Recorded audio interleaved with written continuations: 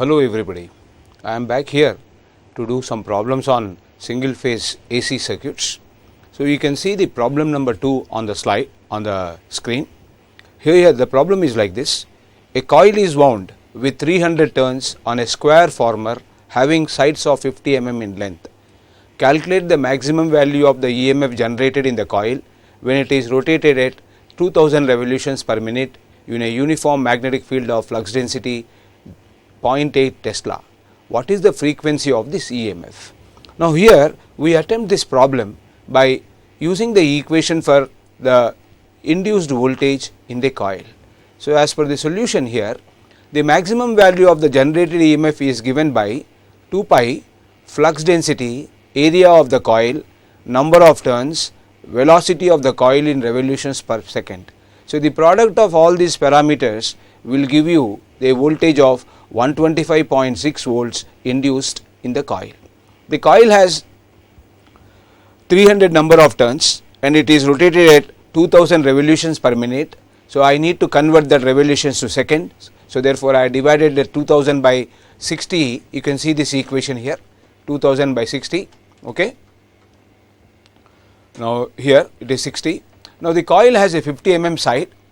So therefore 50 multiplied by 50 will give you mm square. So this has to be converted to meter square. So therefore I divided by this product by 10 to the power of 6, so that each 50 mm will be converted to meters. So therefore this voltage what you have is 125.6 volts.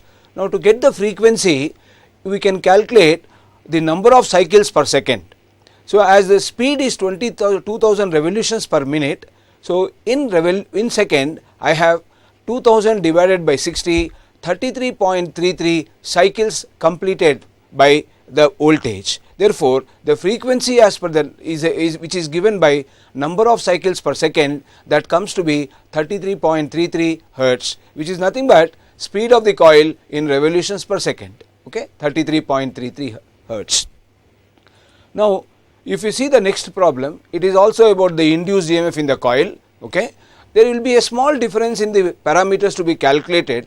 More or less all these problems will start from calculating the voltage induced in the coil. Okay. So a square coil of side 10 centimeters having 100 turns is rotated at 1200 revolutions per minute about an axis through the center and parallel with two sides in a uniform magnetic field of density 0.4 Tesla. So the flux density is given here. Okay. The side of the coil is given as 10 centimeters. So because it is a square coil, the length and width both are same. So I can calculate the area as 10 multiplied by 10, 100 square centimeters, that can be converted to meters. 10 centimeters will give you 0.1 meters. So 0.1 multiplied by 0.1, 0.01 will be the area of the coil in meter square. Now this coil has 100 turns and it is rotated at 12,000 revolutions per minute. Now if I see here, the frequency of the EMF induced as per the previous problem, we use the same expression for the previous problem also, the number of revolutions per second. So 1200 will be the revolutions per minute. So when I convert that to second, I am getting 12,200 divided by 60 is equals to 20 hertz. So the frequency of the induced EMF will be 20 hertz. The maximum value of the induced EMF is given by here. I just gave you the product here. I have not expanded the terminology, but I can tell you that B is the maximum value of the flux density or the flux density of the magnetic field. A is the area of the coil. N is the speed with which the coil is rotated in revolutions per minute. Okay, so per second, sorry. N is the speed in revolutions per second. Then T is the number of turns in the coil. Okay. So as per this, I have my flux density as 0.4 Tesla and area is 10 into 10 divided by 10 to the power of 4 meter square. Then this is the speed in the revolutions per second. So then T is number of turns, that is 100. So the product will give you 50.265 volts. This is the peak value of the voltage induced. Now RMS value if you want to calculate, I just represent it as maximum value divided by root 2, okay, square root of 2, this derivation we have done already, okay. So when I use this relationship, I am getting the RMS value of the voltage as 35.53 volts. Now with a maximum value of 50.265 and a position of theta for the coil with respect to the reference position or 0 EMF position, I can write the instantaneous voltage induced in the coil. The equation will be E of t is equals to 50.265, the maximum value sin theta. Theta is the angular position, okay. Now because I am rotating the coil with a speed of 1200 revolutions per minute, this can be converted to radians per second also, okay. Then I will be using the radians per second multiplied by the time, I will get the angular position of theta. Now the maximum value takes place when theta is equal to 90 degrees. So and here what happens is the position of the coil is such that the maximum change of flux linkages takes place in the coil, therefore I get larger amount of induced EMF, okay. Now if you see here at a position of 40 degrees after passing the maximum value, okay, this we are supposed to calculate as the in the statement, okay. I am taking theta is equal to 90, I am getting a maximum value. So at a position 40 degrees after passing maximum value means I should add this 90 degree to that 40 degree. So I will be getting 130 degrees as the position of the coil, okay. So theta is equal to 130. So substituting the theta value of 130 in the expression for the instantaneous voltage, I will be getting the instantaneous value of the voltage when the coil is at 130 degrees from the 0 or 130 degree from, okay, in the magnetic field. So that will give you 50.265 multiplied by sin 30 as 38.5 volts. So this is the instantaneous value when the at the instant when the coil is occupying a position 40 degrees after the maximum value of the induced voltage. So this is a simple problem, direct problem, okay. And then if we come to the problem number 4 here, it is about evaluating the average value and the root mean square value of the voltage. Here I have an alternating voltage, okay, had the following instantaneous values in volts measured at equal intervals of time over a half cycle, okay. So therefore what I do here to calculate the average value, so this 0 it is at the first instant, 30 is the second instance, 40 volts at the third instant, like that I have good number of instants here. So at each instant I have a voltage given, okay. So if I want to find out the average value of the voltage, you need to just add up all these voltages, divide that sum with the number of instants what you have here, okay. So in the next slide I show you the solution about this. Here is the solution. The average value you can see here, sum of all the instantaneous values divided by the number of voltages, okay. If you count the number of voltages, I have around 9, I think 1, 2, 3 like that, okay, 9 voltages are there. So sum divided by 9 will give you 44 volts as the average value. I have not given the dimension here, kindly if you are copying down, kindly write down that 44 volts it is. Similarly, I want to RMS value here. So RMS value is square root of, okay, it is the root mean square value. So as when I derive this RMS value, I have shown you that though I am reading like this RMS, the operation what I do to evaluate will be in the reverse way, okay. First I square, then I take the mean, then I take the square root. So that is how I have to calculate the RMS value for a given say voltages of problem like this, okay, when instantaneous values are given. So when I do that, I just squared each voltage, that is 30 square, 0 I have not taken because square of 0 is 0 only. So 30 square plus 40 square plus 45 square plus 55 square plus 80 square plus 90 square plus 56 square, along with these two zeros added, I will get you a sum of squared voltages. So that divided by number of voltages of 9 and taking the square root for that ratio, I will be getting a RMS value of 52.9 volts, okay. Now this in this problem he has not mentioned that what is the voltage, okay, what is the shape of the voltage waveform, okay. So therefore I have used this procedure to calculate the average value and RMS value, which can be applied for any waveform of any shape, okay. Only thing is it should be an alternating waveform, okay. Now here in this problem 5, this is about connecting the ammeter into the circuit, okay. So here a moving coil ammeter connected in series with a resistor across a 110 volts AC supply. So this one is not properly typed here.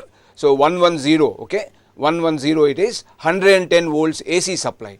The circuit has a resistance of 50 ohms to the current, okay. So this is about a pure DC circuit. So I want to calculate the readings of the ammeter and the form factor and peak factor of the current wave, okay. Assume the supply voltage to be sinusoidal.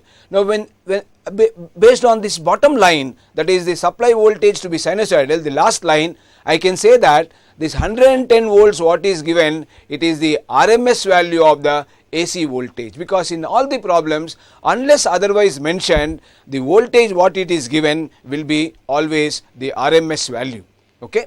So based on this you can see the resistor what you have here, it is offering a 50 ohm resistance to the RMS value of voltage 110 volts.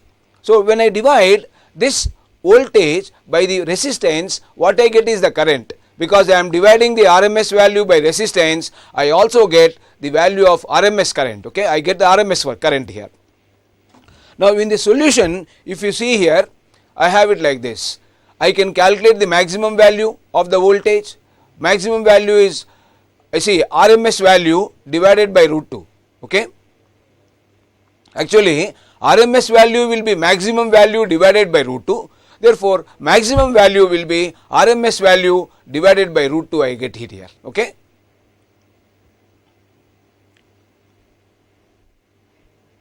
See, we have here, I just give you a simple one. I have Vrms is equals to V maximum divided by root 2. So when I want to calculate V maximum, okay, this should be Vrms multiplied by square root of 2. So I did a small mistake in the slide, okay. This is not division, so V maximum I want. So V maximum will be Vrms multiplied by root 2 as per this, okay, as per this calculation. So there is a small here, there should be a multiply sign here, but not the division sign. So that gives you a different value here, 110 multiplied by 1.41, sorry, 0.707 will be the RMS value, okay. Vrms is V maximum by root 2. So the maximum value I will be getting like that. So maximum value of the current will be maximum value divided by the resistance offered. So that will give you maximum value. Kindly do this. The calculation is wrong here, okay. The calculation is wrong. When I divide the RMS value with root 2 to calculate the maximum multiply with the root 2, okay, I will not get this 155.5, okay. This is 110 multiplied by, it should be multiplied by root 2, okay, 1.414, okay. So 110 into 1.414 you get this value. Value is correct, but here I should write down this as multiplied by square root of 2. That is a small mistake which I made here, okay. So the maximum value divided by 50, the resistance value, will give you a current of this much. Now to calculate the average value of the current, you need to multiply this maximum value with 0.637, which we got it as actually maximum value into 2 divided by pi, or that I have average value, I average for the current will be I maximum multiplied by 2 divided by pi. 2 Im by pi will be the average value. So that 2 by pi will give you a value of 0.637. Therefore the average value of the current will be 0.637 times the maximum value, okay. So I can also do like this. I can calculate the RMS value of the current by dividing 110 with 50. Then from there you can get the maximum value, and from the maximum value you can get the average value of the current also, okay. Either way it is one and the same, okay. You will get the same answer for that. So this is the average value of the current over the positive half cycle. Now in this problem, an alternating current is represented by I is equals to 10 sin 942 t amperes. Determine the frequency, the period, the time taken for t is equal to 0, for the current to reach a value of 6 amperes for a first and second time.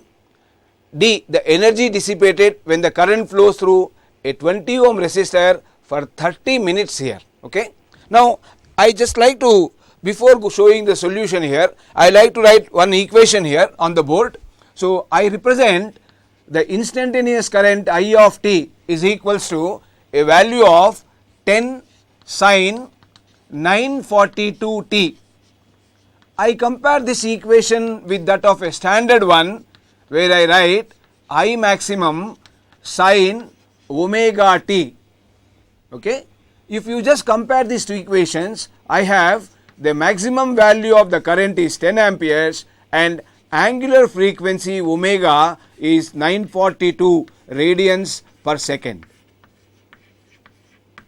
Now this angular frequency is also given by 2 pi f radians per second, where f is the frequency of the cycle supply voltage in cycles per second, or I can also write it as 2 pi by t, or 2 pi into 1 by t you can write. This is also radians per second. In this case the t is the period of the waveform, it is the period. So by comparing these two equations I got this information. Now to calculate the frequency, I use this. I can say the frequency is 942 radians per second, or I can also use this equation 942 is equals to 2 pi f. So f is equals to 942 divided by 2 pi cycles per second, or hertz. I can also write this, cycles per second or hertz. Now in the slide I just calculated the frequency as per this. When I divide 942 with 2 pi, I will be getting a value of 150 hertz. 150 hertz. Now I have written here the frequency in cycles per second will be reciprocal of the time period. In the next line in the solution I have t is equal to 1 by f, that is 1 upon 150 will give you a time period of 6.67 milliseconds. That means this voltage with a maximum value of 10 volts, it is taking around 6.67 milliseconds to complete one cycle. Now next line what you can see is, it is the time taken for the current to reach 6 amperes in the first attempt. In the first attempt means as it current raises from 0, it reaches a 6 amperes, that is the first attempt. After 6 only it goes to the peak value of 10 amperes. Therefore I equate this equation I of t to 6, and then I evaluate 6 is equal to 10 sin 942 t. Then I write 6 divided by 10 is 0.6 is equal to sin 942 t. So 942 t is equals to 0.6 sin inverse of 0.6. Now the sin inverse of 0.6 in your calculator, if it is in degrees, it will give you the value of angle theta. So but I am calculating the time, so theta divided by 942, it is not possible to divide, therefore that angle should be converted to radians. So therefore I just multiplied there, you can see on the slide the sin value here I multiplied by pi by 180. So this gets converted to radians. So radians divided by 942 will give us a time of 0.683 milliseconds. Otherwise what happens, this time without converting, if you try to divide, that time will be greater than the time period what you get it here. But you can see this is the time period, it is the time taken by the current to complete one cycle. What is that one cycle? 0 to 10, 10 to 0, and again 0 to minus 10, then 0. So complete this cycle is covered in 6.67 milliseconds. So if you do not convert this degrees what you are getting here to radians, you get totally a different answer, which will be, say, it will not be within our time period. So, this you should be very careful here. While calculating the time t, whatever the angle you get, that should be converted to radians. Okay.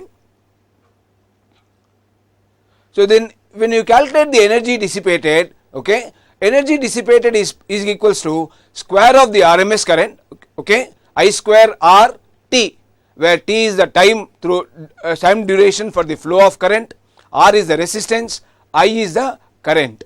I should calculate only RMS value of the current in calculating the power or the energy. Therefore, I took the maximum value of 10 here and then I divided it by root 2 to get the value of RMS current.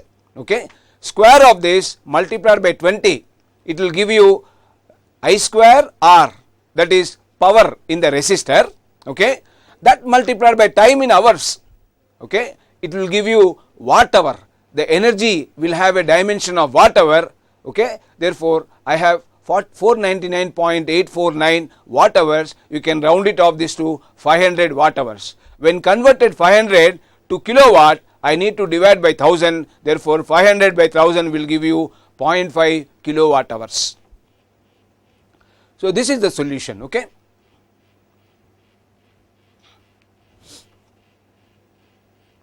Now, if you see this problem, it is about evaluating the RMS value of a current, okay, I of t, represented by sin omega 10 sin omega t plus 3 sin 3 omega t plus 2 sin 5 omega t.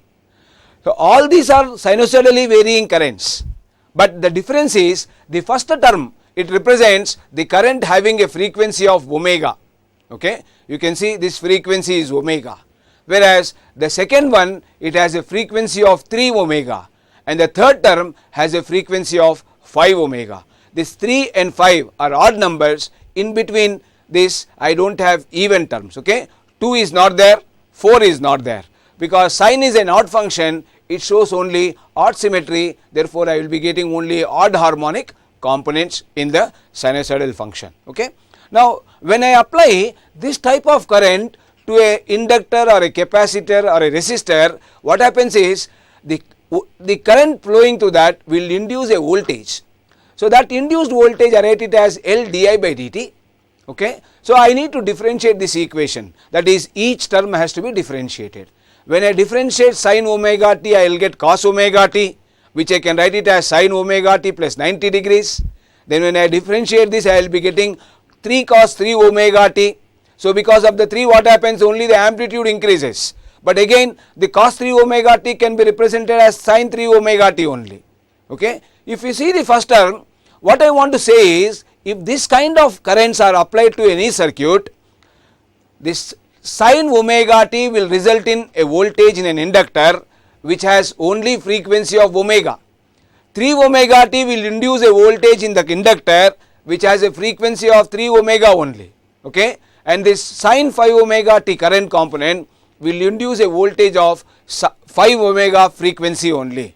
That means these components what you have, they have different frequencies, they are independently will act in the circuit, okay. There is no interrelationship between them. That means sin omega t cannot give us sin 3 omega t, sin 3 omega t cannot give us sin 5 omega t induced currents, like that, okay. Therefore, I can apply here, what I can do is, if I want to find out the total current because of this kind of voltages, I can consider them separately, calculate the current separately, add up all the currents, write a single equation in the last step, okay. But of course, this problem is not about that. Here I want to find out the RMS value of the current here. Now, in calculating the RMS value, I will just write down a simple equation. Equation will be like this.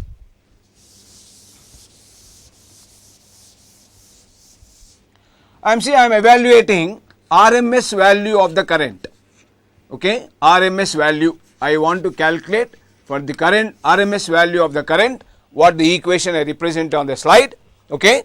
If I see that 10 amperes maximum value, that will have a squared value of 10 square, okay.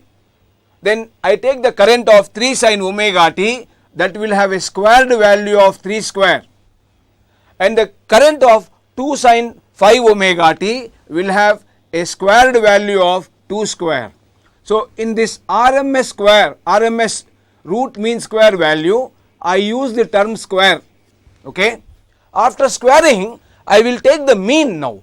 Okay. Mean is like this. Okay. I will be taking these two, mean of that. Fine. So I also use the mean of this. Okay. Then I will add up all the terms. Okay. Then I will be taking square root of this.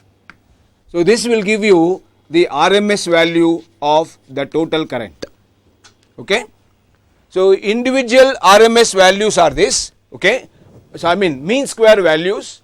So add up all, take the square root of mean square value for all the components, that will give you the root mean square value for the current when the current has different harmonic components. Okay. Same thing will also holds good for the voltages. So this is what I have given here, I1 square by 2, because this is a fundamental, I represent it as I1, and I3 it is the third harmonic component, I5 is the fifth harmonic component. Okay. Now why I call it as a third harmonic means the frequency of the second term will be 3 times the frequency of the first term. Okay. So like that. So the RMS value of the total current will be 7.516 amperes. Now I have given a handwritten waveform here. So it is a sinusoidal waveform having a peak value of 20. Okay. This is also a current wave, but I have not mentioned along the x-axis, y-axis, but in the problem it says for the current wave shown in the figure, find the peak current, average value, frequency, periodic time and instantaneous value at t is equal to 3 milliseconds. So as per the waveform here, okay, the peak value it is already given here 20, fine. So the first current, first parameter what you are supposed to calculate, the peak current, it is given in the waveform itself, so that is 20. Average value I want to calculate, so average value will be peak value multiplied by 2 divided by pi, or 0.637 times the average times the peak value will be the average value. Okay. And then frequency if you want to calculate, you can see I have here, before calculating the frequency, let us calculate the periodic time. From the waveform I can find out that the waveform, the current is taking 1 by 100 seconds to complete one full cycle.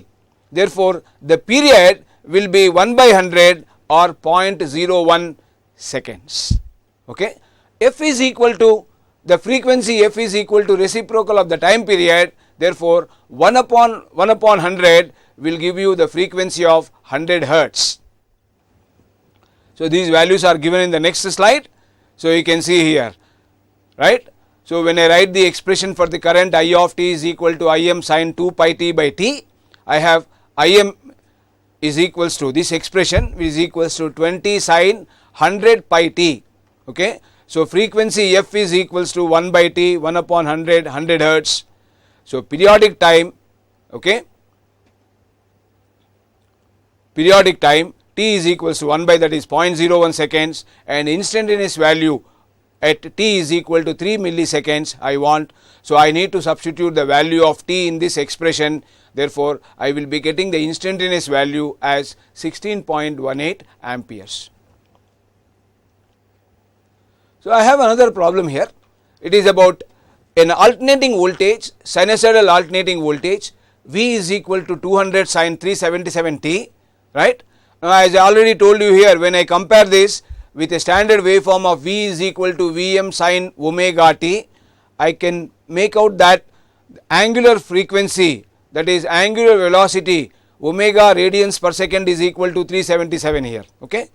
Similarly, the current also has the same frequency of 377 t minus 30 degrees.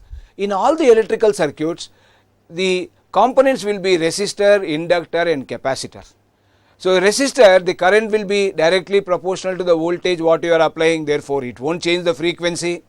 And when you take a inductor, for a given sinusoidal current, the voltage will be sinusoidal, so there won't be any change in the frequency, and for a capacitor also there won't be any change in the frequency. So given a voltage of one frequency, getting a current of some other frequency is not possible in AC circuits, okay, which are linear circuits, right. So, as per this waveform, if you see, both are instantaneous quantities, voltage and current. Now, what you need to do here, you need to find out the power factor, and you need to compute true power, and you need to compute apparent power and the reactive power in the system or the circuit, okay. And then we need to indicate the units of powers calculated. So, I have here V with a maximum value of 200 and I with a maximum value of 8. So, taking this maximum value of V and maximum value of the current, I can calculate the RMS value of the voltage and RMS value of the current and represent these two parameters as vectors, okay, or phasors, fine. Sorry, I can represent the voltage and current by phasors. If you see the solution in the next slide, I have only a problem here. I will be doing this problem on the board. The solution, I missed it. You see here, I have V of t is equals to 200 sin 377t. V maximum, what you have, is equals to 200 volts. Then if I try to calculate V RMS, I write it as V, this is equals to 200 upon square root of 2. So, when I write here, I will getting 141.4 volts I will get. 1 over 2, 1 over root 2 is 1.414 is 1 over root 2, root 2. 1 over root 2 will give you around 0.707. So, that value multiplied by 200 will give you 141.4 volts as the RMS value for the current voltage. Similarly, when you take the RMS value of the current, I have I of t is equals to 8 sin 377t. Then you can see there is a phase angle difference of minus 30 degrees between the current and the voltage, which is indicated like this, minus 30, okay.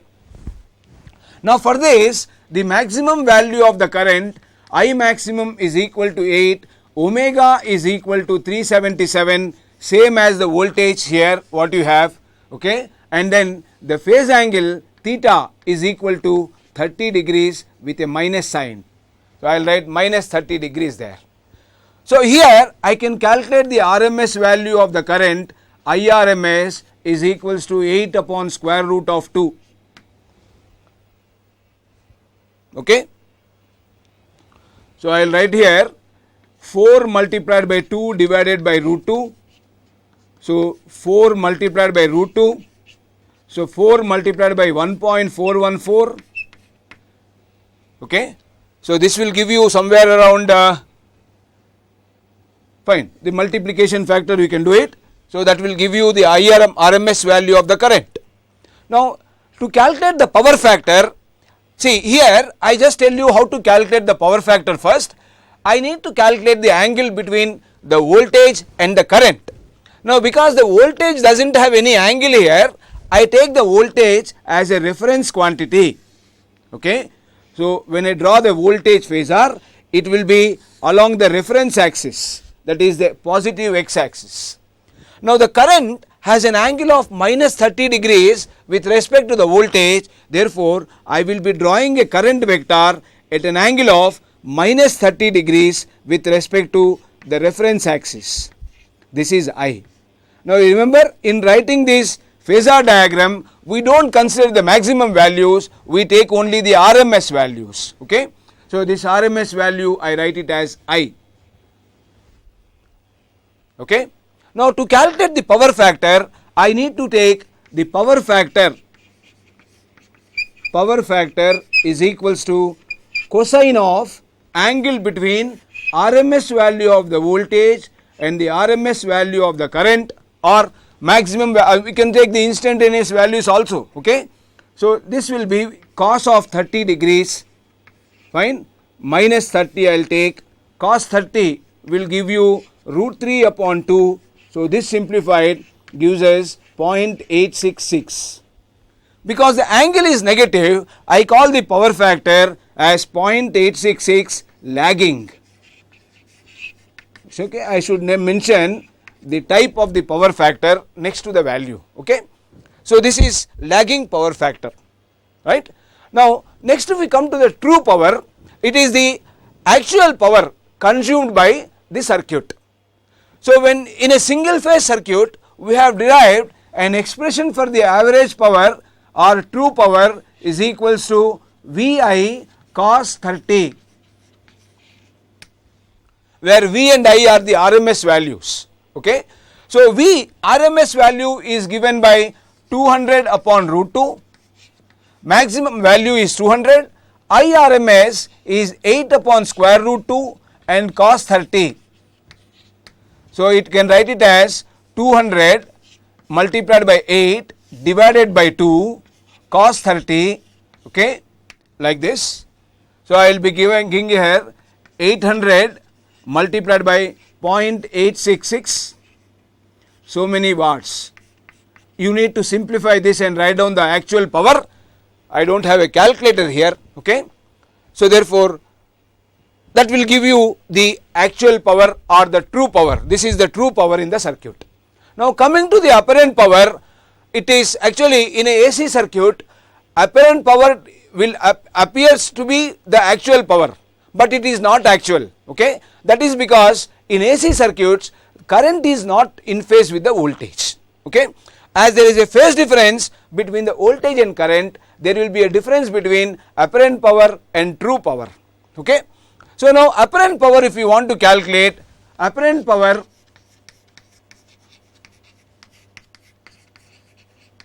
it is the product of RMS value of the voltage and RMS value of the current. Okay. So, that will give us 200 divided by root 2, the RMS value, 8 divided by root 2, the RMS value of the current. So, simplified together will give you the product as 800 volt ampere. Apparent power I cannot write in terms of watts because it is not, see actually in a AC circuits the real energy will be produced by the true power. Okay. Apparent power, therefore, I will give the dimension as volt amperes. If it is still larger, I will go to kilo amperes. The larger unit, okay, larger than kilo is mega volt amperes, like that. Okay. So, I have real power is VI cos phi, or the true power is VI cos phi or cos theta, and apparent power is VI. Okay. So, apparent power will be always larger than the real power in AC circuits. Now, coming to the last parameter, what we are supposed to calculate here, reactive power. Okay. Now, the reactive power I have given you when we are doing the single phase AC circuits. I just gave you one triangle. I said it is a voltage triangle. This will be VR is equals to IR, okay, VI, VL is equals to IXL, and this will be VI which is equal to IZ. When I multiply all the three sides by I get I square R, I square XL and VI square Z, okay, or VI square or I square Z, we get this. In this triangle, this is power triangle, what we call this, theta, this is the power factor angle, okay, or the phase angle difference between voltage and current. This vertical component what you have, this represents the reactive power, that is actually power consumed by the reactor. Okay. So, that is what the term we use for that, reactive power, I square XL, or I can also write this in the power triangle, the hypotenuse what you have, this is apparent power, okay, and the base what you have is the true power, and height what you have, this is the reactive power, okay, this is what you have, reactive power. So, in this right angle triangle, when you want to calculate the reactive power, it is equals to reactive power is equals to apparent power multiplied by sin theta. okay, because it is opposite to this angle. So, this is sin theta angle, sin side, therefore, I write like this sin theta here, right. So, now in this triangle, as you have got this expression for the reactive power, apparent power is the product of RMS value of the voltage and current, okay, and then sin 30. So, the apparent power I got it as 800 there, 800 volt amperes, what we got it here, 800 volt amperes, and sin 30 will be 1 by 2, I will be getting here 400, okay. Then what is the unit here? The unit should be same as apparent power, so VA, okay, volt ampere, but this is because of the reactance, therefore, I should put a term R here, okay. Now, this VA stands for volt ampere and this R, what I have written the small r, it stands for reactance. So, this power it is consumed by reactance, therefore, I call it as volt ampere reactive. So, this is the dimension for the reactive power, watts or kilowatts or megawatts, it will be the dimension for true power, volt ampere, kilovolt ampere or megavolt amperes. This kilo and mega we call them as derived units, okay.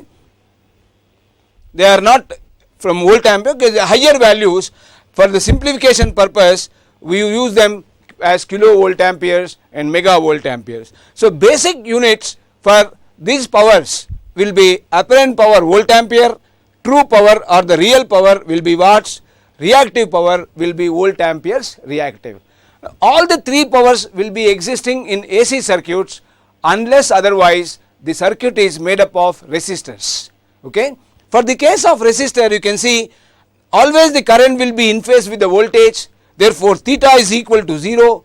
So, when theta is equal to 0, cos theta is equal to 1, I call the power factor as unity power factor, and under that case sin theta is equal to 0, therefore, I do not get any reactive power in the case of pure resistive circuit. When you have inductor or capacitor or both in the circuit, then only it is possible to have these three different powers. So, I will also do another problem now, I think it is possible for me to do it. Okay. An alternating voltage of 80 plus J 60 volts is applied to a circuit and the current flowing is minus 4 plus J 10. Find the impedance of the circuit, the power consumed and the power factor angle. Now, see here, all these previous problems what we saw, the voltage is given either in terms of an equation, time dependent equation, and the current is also given like this. Otherwise, they have mentioned the maximum value of the voltage, and the starting problems what we have done in today's class, we have just generated or calculated the generated EMF, okay. Now, in this particular problem, the voltage is been mentioned as the complex number 80 plus J 60. So, here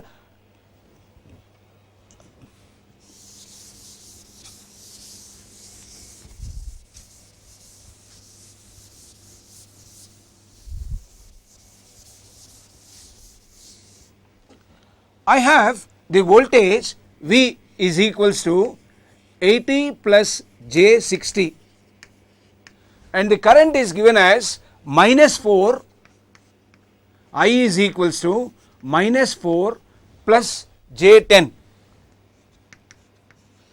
So, this is the complex form of representing the voltage and current, okay. So, it means that the vector, the voltage vector as 80 units in the real axis direction and 60 units in the vertical axis direction, okay. That means if I combine these two, I can calculate what is the magnitude of the voltage, and from these two I can also calculate what is the angle of the voltage with reference. Same way the current also, okay. Now, in the case of AC circuits, the ratio of voltage to current will give us the impedance, okay. Voltage to current ratio will give you the impedance of the circuit, fine. And as per this problem, I want to calculate the power consumed. Power consumed, we will be always calculating the average power. So, this is given by, because voltage has a RMS value of V, current has a RMS value of I, okay, but these two are vectors actually, okay, and cosine of the angle between voltage and current.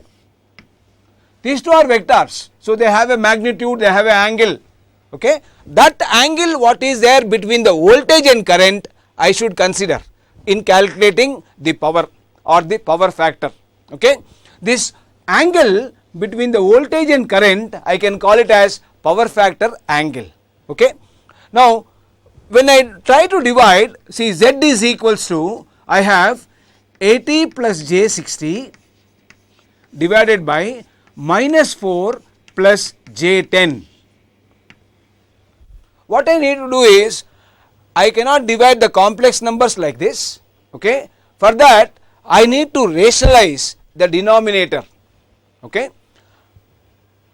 Rationalize the denominator means multiply the numerator J60 with that of the complex conjugate of the denominator minus 4 plus J10 minus 4 minus J10, so that when I expand the denominator, okay, what I get, I will be getting a real number here and the numerator will be again a complex number, then each term of the complex number in the numerator can be divided with the real number what I will be getting in the denominator. That is one method of simplifying, okay. But every time it is not possible for us to rationalize the denominator, okay. Therefore, I can use scientific calculators for doing this operation. Now, there are some calculators which will have some memory storage capacity, that type of calculators are not allowed in the examination. Therefore, I request you to use the calculators which will be allowed in the examination. I have a few slides to tell you to conversion of the complex numbers from one form to the other form, okay. Now, this complex number Z is equals to 80 plus J60, when I convert, see this is called as a rectangular form, okay. It is called as rectangular form because I am giving here x coordinates and y coordinate. So, in a complex plane when you draw x and y, okay, on the x coordinate I have 80 units, on the y coordinate I have 60 units, okay. So, combining these two, what I do is I will just draw a vector. We can also analyze it like this. The first term is a vector having an angle of 0 degrees with the reference, okay. Second term, that is 60, this is also a vector having a length of 60, okay. Because of this j, the angle between this component and the reference is 90 degrees, fine. We can also consider like that. So, adding these two vectors, I will be getting the resultant as 80 square plus 60 square under square root, okay. This will give us 100 units, fine, 100 units. Then if you calculate the angle of this vector 100 units with respect to the reference, if I call this angle as theta 1, okay, I can write theta 1 is equals to tan inverse 60 upon 80, okay, 60 upon 80, okay. I will be getting here a value of 36.86 degrees. So, that means an impedance of, say, a voltage of V is equals to 80 plus J60 can be written as a voltage of 100 volts in magnitude and an angle of 36.86 degrees volts, okay. I can write like this. So, this is called as rectangular form, rectangular coordinate form, okay, rectangular coordinates, and the second one we call it as polar coordinates.